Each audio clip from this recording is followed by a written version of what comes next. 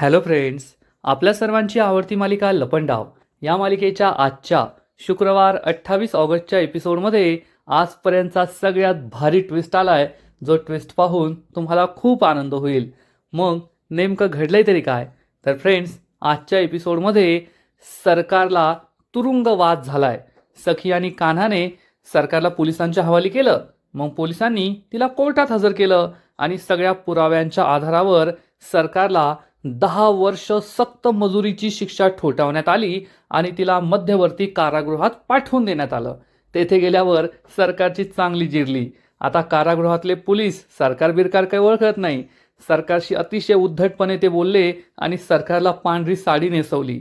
परंतु इकडे सखीचा भूतकाळातली सायको लव्हर हा परत आलाय आणि हा सायको लव्हर खूप डेंजर आहे. म्हणजे सखीच्या आयुष्यात एकानंतर एक संकट येत आहे, ती काही थांबणार नाहीये एवढं मात्र नक्की. मग हे सगळं नेमकं घडलं तरी कसं हे जाणून घेण्यासाठी हा व्हिडिओ शेवटपर्यंत नक्की पहा. फ्रेंड्स, आजच्या एपिसोडच्या सुरुवातीलाच सखी सरकारवर खूप चिडते आणि तिला जाब विचारते, मनस्विनी सांग, माझी आई कोठे? सांग मनस्विनी, बोल. माझ्या आईला तू कोठे लपून ठेवलंय? तिला डांबून ठेवलंय का? काय केलंय तू माझ्या आई बरोबर? सांग मनस्विनी, बोल. आणि सरकारला खूप राग येतो. सरकार म्हणते झिप इट आणि तिला हात दाखवते. सखीची बोलतीच बंद होते आणि मग सरकार थोडा कान खाजवते, थोडं गाल इकडे तिकडे करते आणि म्हणते, किती जोरात मारलंस ग? लाज नाही वाटत तुला मावशीवर हात उचलायला? मूर्ख कुठली. आणि मग सरकार चक्क उरलेली सुरलेली सगळी शॅम्पेन पिऊन टाकते. सगळेजण तिच्याकडे रागारागाने पाहत असतात. सरकार एका घोटात सगळीच्या सगळी बाटली संपवते आणि मग पुढच्या क्षणाला चक्क ही बाटली टेबलवर आदळून जोरात फोडते आणि ही काच आपल्या हातात घेऊन सखीची मुंडी पकडते आणि सखीच्या गळ्याला ही बाटलीची काच लावते. सगळेजण खूप घाबरतात. कान्हा म्हणतो, मनस्विनी सोड तिला. मा, परशुराम, मीनाक्षी सगळे खूप घाबरतात. गौतम घाबरतो. सगळ्यांना असं वाटतं एकतर सरकार सखीचा जीव घेणार किंवा तिला ढाल बनवून येथून पळून जाणार. परंतु सरकार ही खूप चिडलेली असते. मीनाक्षी म्हणते, मनस्विनी सोड. तर सरकार जोरात ओरडते, सरकार सरकार म्हणायचं मला, मनस्विनी नाही. मीनाक्षी, तुझ्यात एवढाच दम असेल ना तर ये पुढं. नाही तुझी नळी फोडली ना तर माझं नाव सुद्धा सरकार नाही. मीनाक्षी, परशुराम, गौतम खूप घाबरतात आणि मग सरकार पुन्हा एकदा सखीच्या गळ्याला ही कास लावते आणि सखीला जाब विचारते, तुझी हिंमत कशी झाली माझ्या थोबाडीत मारण्याची? एवढी हिंमत तुझी? माझ्या थोबाडीत मारलीस तू. आज तू मरणार, मी तुला सोडणार नाही. सखी, कान्हा खूप घाबरतात. पण सरकारला सखीचा जीव घ्यायचा नसतो आणि सरकार सखीला दूर ढकलून देते. तिला काही करत नाही. सखी सुखरूप असते. कान्हा खूप चिडतो. सखीला विचारतो, तुम्ही ठीक आहात ना? सखी हो म्हणते आणि कान्हा चिडून म्हणतो, अगं किती नीच बाई आहेस तू. लाज नाही वाटत का तुला हे सगळं करायला? मनस्विनी, तू आता एक्सपोज झालीये, त्यामुळे सांग लवकर, तेजस्विनी मॅडम कुठे आहेत? लवकर बोल, कुठे आहेत तेजस्विनी मॅडम? परंतु मनस्विनी तर मनस्विनीच आहे, त्यामुळे ती काही सांगत नाही. हातातली जी मोठी काच असते ती जमिनीवर फेकून देते. त्याचे 2 तुकडे होतात. सखी, कान्हा, मा सगळेजण सरकारकडे पाहत असतात आणि सरकार ही निवांत सोफ्यावर बसते आणि सांगते, मला नाही माहीत, आय डोंट नो. कुठे आहे तेजस्विनी मला नाही माहीत. मंदिरात मी तिला असं काहीतरी दाखवलं ज्यामुळे ती कायमचं हे सगळं संसार सोडून निघून गेली. त्यामुळे मला काय वाटतं की ती जिवंत आहे की मेली हे शोधण्यापेक्षा तेजस्विनी मेली आहे असाच विचार तुम्ही करा आणि तिचे उत्तर कार्याचे सगळे विधी पूर्ण करून टाका. सखीला खूप वाईट वाटतं. ती रडू लागते. घरातील बाकीच्यांना सुद्धा भीती वाटते की ही सरकार खरं बोलते की काय, तेजस्विनी मेली की काय. आणि तेवढ्यात मा चिडते आणि म्हणते, मनस्विनी बऱ्या बोलाने सांग, नाहीतर मी ठरवलं ना तर आत्ताच्या आत्ता तुझा जीव घेऊ शकते. माने आपल्या या पर्समध्ये बंदूक आणलेली असते. सरकार माकडे रागारागाने पाहते आणि मा जवळ येते आणि विचारते, ठरवलं तर? म्हणजे तू अजून ठरवलं नाहीये का? का नाही ठरवलं? अगं, तुझ्या मुलाचा जीव घेतला ना ग मी, तरी सुद्धा तू ठरवलं नाहीये. तुझ्या जागी मी असते ना तर केव्हाच तुला संपवलं असतं. पण जाऊ दे, तुझ्यात आहे ना तेवढी हिंमतच नाही आहे. तू काही करू शकत नाही. काय केलंस तू आजपर्यंत?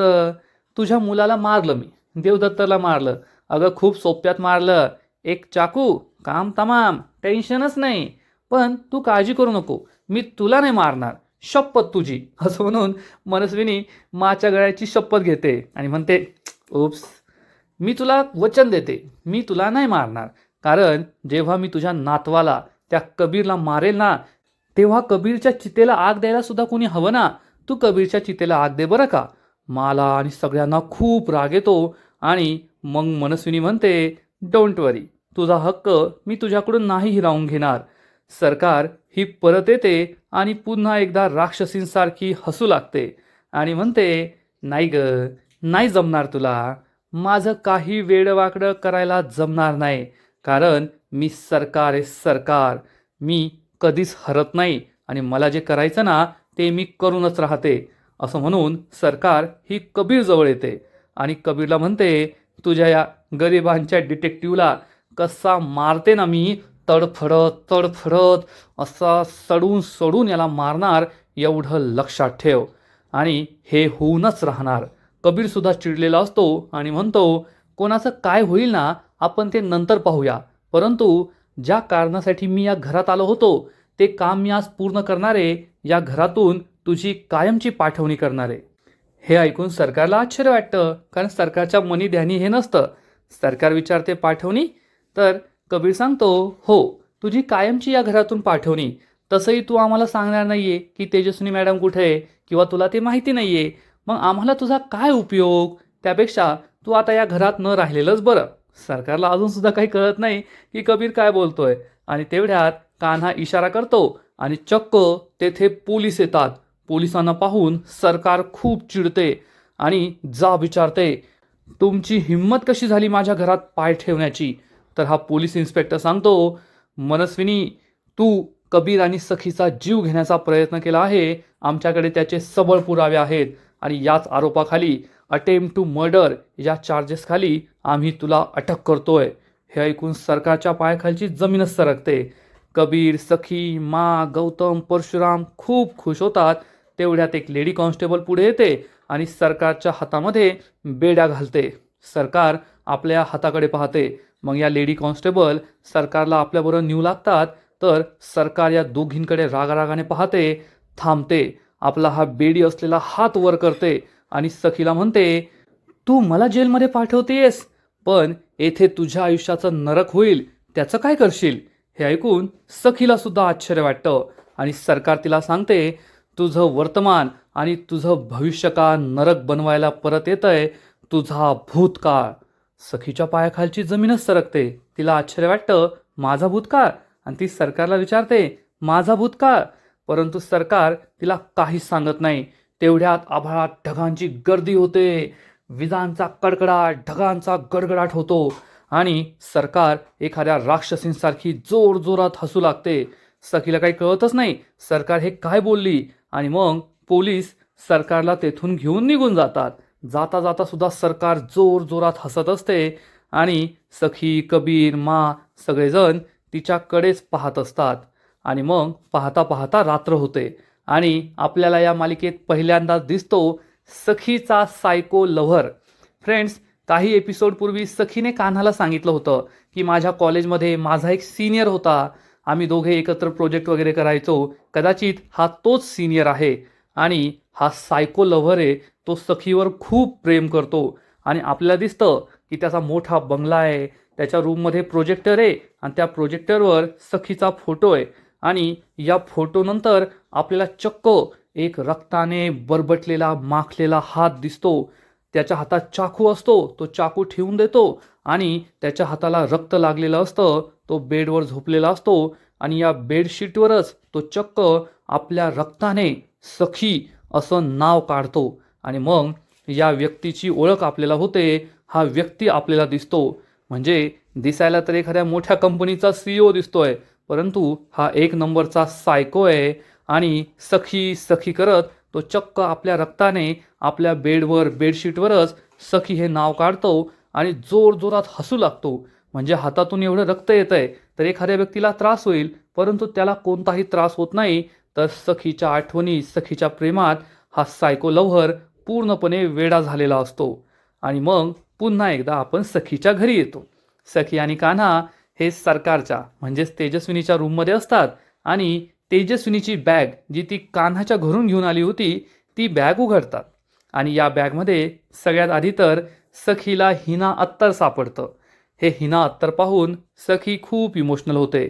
मग ती बॅगमध्ये पाहते तर यात तिला राघव, तेजस्विनी आणि छोट्याशा सखीचा फोटो सापडतो. हा फोटो पाहून तर सखी रडूच लागते. फ्रेंड्स, हा सीन खरंच खूप इमोशनल आहे आणि सखीचं हे दुःख पाहून कान्हाला सुद्धा खूप वाईट वाटतं. तो सुद्धा दुःखी होतो. सखी कान्हाला म्हणते, कान्हा, हे सगळं करून आपण काय मिळवलं?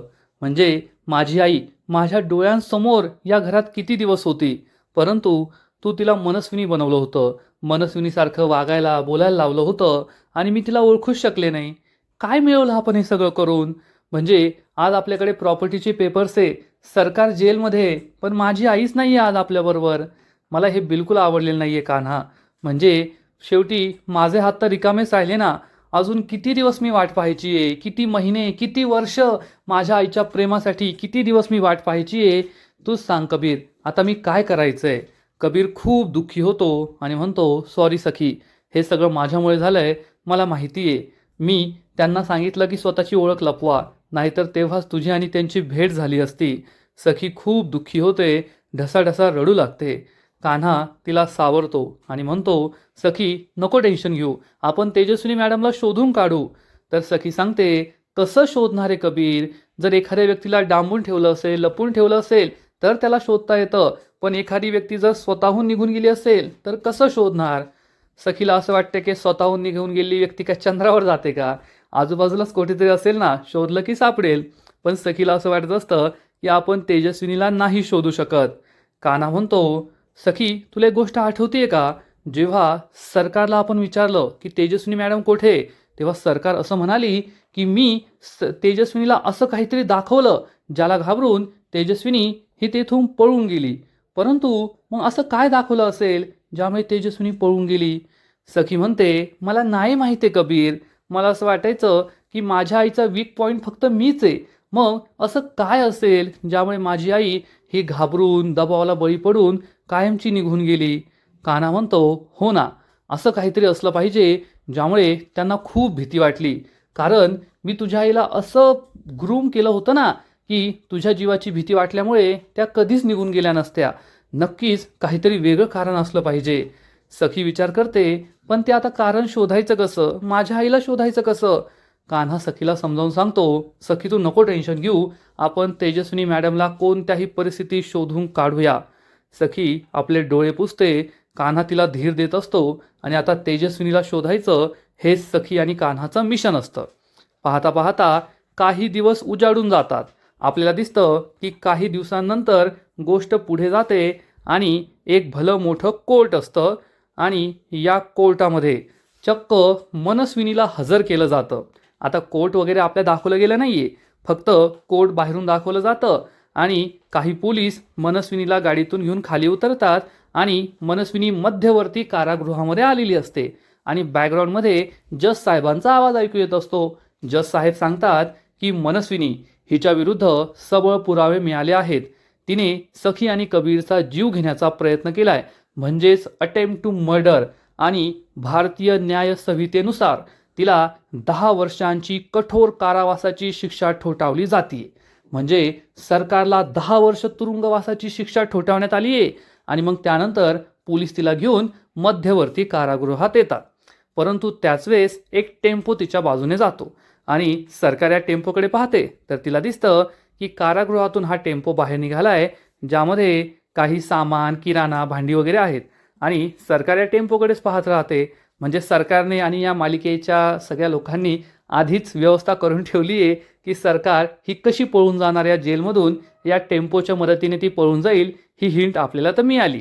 मग ही जी लेडी कॉन्स्टेबल असते ती सरकारचा हात पकडते, सरकारला आतमध्ये यायला सांगते. सरकार तिला पण डोळे दाखवते. सरकार या टेम्पोकडे पाहत पाहत या मध्यवर्ती कारागृहामध्ये निघून जाते. आणि इकडे सखी ही दुःखी असते. माझी आई कोठे, या दुःखातच तिचे दिवस गेलेले असतात. मग सखी जिन्यावरून खाली उतरते तर तिला हॉलमध्ये कुठे दिसत नाही. मग ती सगळ्यांना आवाज देते तर कुणीच येत नाही. मग सखी जाते किचनमध्ये, तर किचनमध्ये सुद्धा कुणी नसतं. फक्त डायनिंग टेबलवर असा एक कपडा टाकलेला असतो, त्याच्या खाली काही पदार्थ आहेत असं दिसतं. सखी विचार करते असा कपडा का टाकून ठेवलाय, आणि मग सखी हा कपडा बाजूला करते तर तेथे चक्क अनेक चायनीजचे पदार्थ असतात. आता सखीला चायनीज खूप आवडतं म्हणून येथे नूडल्स असतात, शेजवान राईस असतो, मोमोज असतात, मंचुरियन असतं, असे अनेक पदार्थ असतात. हे पदार्थ पाहून सखीला आश्चर्य वाटतं. आणि त्याच वेळेस तेथे गौतम, परशुराम, मीनाक्षी, किरण, जान्हवी आणि छोटीशी कुल्फी हे सगळे येतात. सरप्राईज असं म्हणतात. त्यामुळे सखीला आनंद होतो आणि सखी विचारते एवढी सगळी तयारी तुम्ही कधी केली. तर परशुराम सांगतो हे सगळं कान्हाचं डोकं आहे. मीनाक्षी म्हणते हो, आम्ही थोडीशीच मदत केली. तर लगेच जान्हवी सांगते पण थोडीशी केली बरं का, लाडक्या बायकोसाठी सगळं कान्हानेच केलंय. हे ऐकून सखी खूप खुश होते. आणि कुल्फी सांगते मी पण थोडीशी मदत केली बरं का सखी दी. सखी हसू लागते. परंतु सखीचं मन नसतं हे सगळं खाण्याचं. सखीचा मूड चेंज करण्यासाठीच तिला हे सरप्राईज दिलं गेलंय. आणि इकडे सरकार ही मध्यवर्ती कारागृहात पोहोचलेली असते. आज सरकारचा या कारागृहात पहिला दिवस आहे, तर तेथे एक लाईन लागलेली असते. सरकारसारख्या अनेक गुन्हेगार महिला तेथे असतात ज्यांना लाईनमध्ये लागून स्वतःच्या नावाची नोंदणी करायची असते. मग दागिने वगैरे जमा करून त्यांना त्यांची ती पांढरी साडी दिली जाते. एक कॉन्स्टेबल बसलेली असते, बाकीच्या कॉन्स्टेबल उभ्या असतात आणि ही कॉन्स्टेबल अतिशय उद्धटपणे या सगळ्या लोकांशी बोलत असते. एक बाई पुढे येते तर कॉन्स्टेबल म्हणते चल तुझे दागिने काढून ठेव. ही बाई दागिने काढत असते तर कॉन्स्टेबल म्हणते अगं लवकर काढ ना, माहिरी आली काय. आणि सरकार हे सगळं पाहत असते. येथे आपल्याला कशी वागणूक मिळणार आहे हे सरकारला माहीत असतं. त्यामुळे सरकार चिडते. मग सरकारचा नंबर लागतो. सरकार समोर येते आणि ही कॉन्स्टेबल विचारते नाव काय तुझा. आणि सरकार एकदम तोऱ्यात सांगते सरकार. ही कॉन्स्टेबल विचारते काय, तर सरकार म्हणते सरकार. आणि ही कॉन्स्टेबल सरकारकडे पाहते आणि म्हणते आणखीन एक सरकार, आता मजा येईल. याचा अर्थ या मध्यवर्ती कारागृहात आणखीन एखादी महिला गुन्हेगार असेल जी सुद्धा सरकार आहे. मग ही लेडी कॉन्स्टेबल सरकारला आपले सगळे दागिने काढून द्यायला सांगते. सरकार एक एक करून आपले सगळे दागिने काढून देते. कानातले काढून देते, मग गळ्यातली चेन काढून देते आणि तिच्या हातात ती अंगठी असते जी अंगठी सखीने तिला दिली होती, तेजस्विनीची अंगठी म्हणून. आणि सरकारला हे सगळं आठवतं की सखीने मला ही अंगठी दिली होती. आणि सरकार ही अंगठीसुद्धा या लेडी कॉन्स्टेबल समोर देऊन टाकते. आणि मग लेडी कॉन्स्टेबल हे सगळे दागिने एका पाऊचमध्ये ठेवते आणि सरकारला पांढऱ्या रंगाची साडी देते आणि तिला सांगते जा आतमध्ये आणि ही साडी नेसून घे. या पांढऱ्या रंगाच्या साडीकडे पाहून सरकारला खूप राग येतो. सरकार चिडलेली असते. आता लवकरच या कारागृहातून बाहेर कसं पडायचं असा विचार ती करत असते. परंतु या कारागृहातून बाहेर पडणं तिच्यासाठी एवढंही सोपं नाही आहे हे मात्र खरं. आणि आजचा एपिसोड येथे संपतो. फ्रेंड्स, लपंडाव या मालिकेचा आजचा एपिसोड खरंच खूप भारी होता, इंटरेस्टिंग होता. शेवटी सरकारला 10 वर्षांची शिक्षा झाली.